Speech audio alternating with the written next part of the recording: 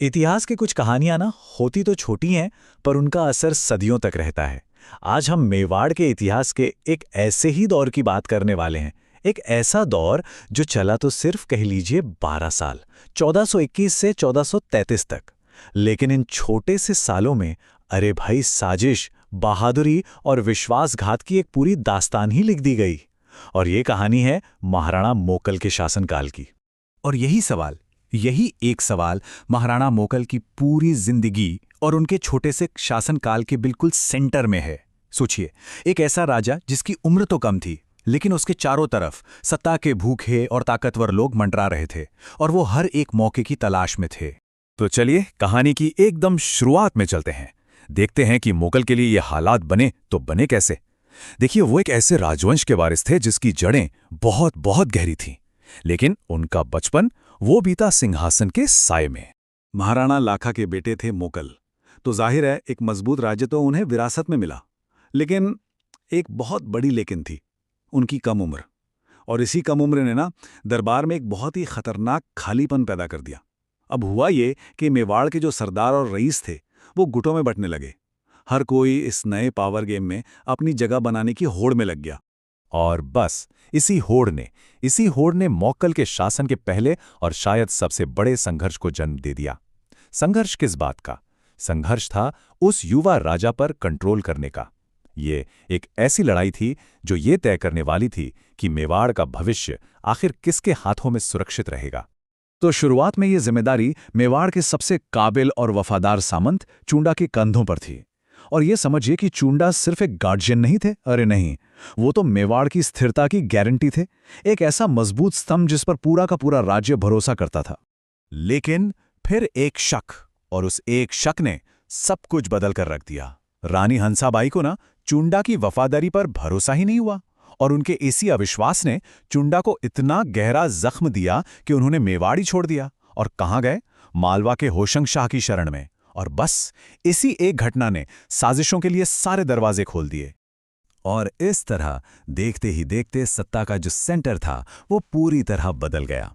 चूंडा तो चले गए, तो उनके जाने के बाद रानी हंसाबाई ने अपने भाई रणमल को मोकल का नया गार्जियन बना दिया। अब सोचिए, मेवाड़ की बागडोर एक ऐसे इंसान के हाथ में आ गई जिसकी पहली वफादारी मेवाड़ से ज्यादा अपने परिवार और अपने एम्बिशंस के लिए थी। कहते हैं ना, जब घर के अंदर ही दीवारें कमजोर हो जाएं, तो बाहरी दुश्मन हमला करने का मौका कहाँ चूकते हैं। बिल्कुल वही हुआ। दरबार की इस अंदरूनी खींचतान ने, इस पॉलिटिक्स ने मेवाड़ को चारों तरफ से खतरों के बीच लाके खड़ा कर दिया। और रणमल ने अपनी इस नई ताकत का इस्तेमाल करना फौरन शुरू कर दिया। उन्होंने क्या किया? मेवाड़ की सेना और उसके सारे रिसोर्सेज का इस्तेमाल अपने पर्सनल फायदे के लिए किया। यहां तक कि अपने ही भाई कान्हा से मारवाड़ छीन लिया, मेवाड़ की सेना यूज करके। मतलब मेवाड़ की ताकत अब मेवाड़ के दुश्मनों से लड़ने के बजाय संरक्षक के अपने मकसदों को पूरा करने में लग रही थी।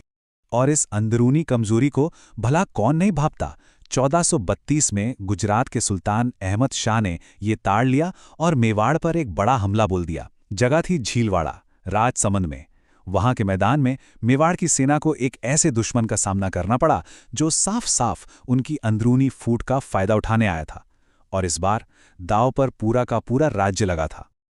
अब हमारी कहानी अपने सबसे स्याह, सबसे दुखद मोड़ पर पहुंच रही है। एक ऐसा मोड़ जहां तलवार चलाने वाला दुश्मन सामने नहीं था, बल्कि ठीक बगल में ही खड़ा था। जरा सोच कर देखिए, एक तरफ गुजरात की विशाल सेना खड़ी है, मेवाड़ अपने वजूद की लड़ाई लड़ रहा है। ऐसे में सबसे बड़ा खतरा कहां से आ सकता है? क्या युद्ध के मैदान से? नहीं, बिल्कुल नहीं। असली खतरा मेवाड़ के अपने ही खेमे में छिपा था, अपने ही लोगों के बीच। एक ऐसा विश्वासघात जिसकी कल्पना भी उस नाजुक घड़ी में कोई नहीं कर सकता था।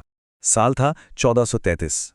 मेवाड़ की सेना झीलवाड़ा में डेरा डाले हुए थी, और तभी चाचा, मेरा और महापा पवार, इन तीनों ने मिलकर महाराणा मोकल की हत्या कर दी।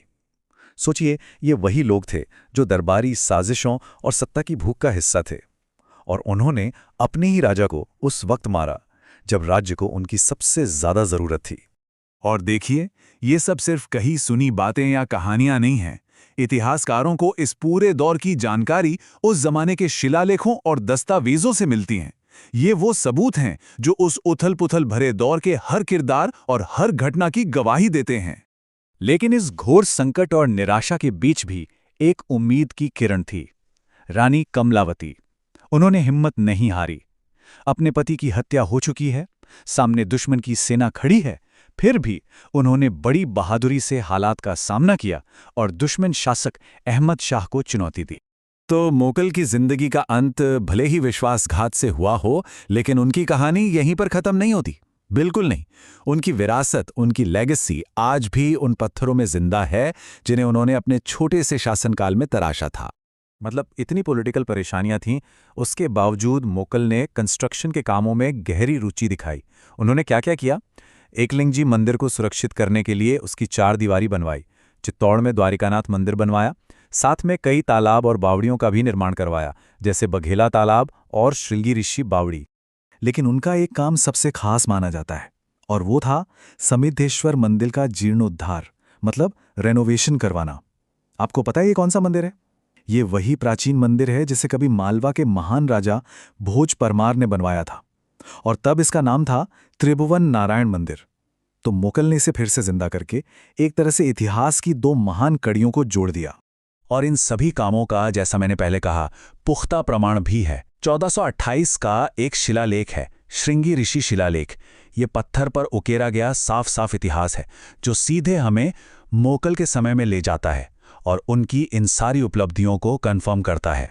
तो आखिर में एक सवाल हमारे सामने आके खड़ा हो जाता है। मुगल का शासनकाल सिर्फ 12 साल का था, छोटा सा, लेकिन उनके बनाए मंदिर और तालाब आज भी मौजूद हैं, सदियों बाद भी। तो फिर किसी शासक की असली विरासत को कैसे मापा जाए? उसके राज करने के सालों से, या फिर उसके काम की उम्र से? इस पर सोचिएगा जरूर।